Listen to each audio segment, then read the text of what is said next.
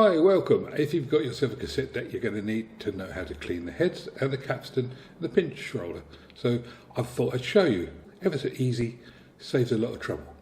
Cleaning heads and pinch rollers and transport is necessary and is recommended by manufacturers, and they suggest you use this. It's been used in the recording industry for about 60 years. Isopropyl alcohol to clean cassette decks is a great way to keep them in top shape. It removes dust and grime, helps tapes play more smoothly, and keeps your gear running well. Isopropyl alcohol. There's this myth floating around that isopropyl alcohol damages rubber parts in tape decks, but honestly it's pretty safe for short-term cleaning. It's not going to melt anything or cause havoc. Just be mindful not to soak things in it and you're all good. It is very quick drying. It looks complicated in there, but it really isn't. So soak the end of the Q-tip with a bit of the isopropyl, and then that's the erase head, give that a clean. That's the record head, give that a clean. And that's the capstan, give that a clean.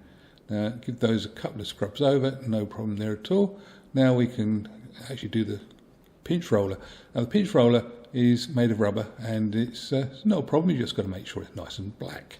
Get any gunge off it and that will do the job quite nicely. Here we go. Now it is a bit of a skill, and you need to make sure that you've done it well.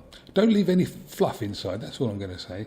Now we look at a different machine here. This is a TAC 1200, and again it's a case of trying to clean. You see the marks on that pinch roller, and you can see it's working quite nicely there. And yeah, it's exactly the same method. Doesn't matter what type of cassette deck you got, you're going to have basically the same bits inside. So it's well worth just bite the bullet and getting on with it, and it'll save you a lot of problems. Dirty heads and dirty guides and dirty pinch rollers is the main problems that you get with cassette decks.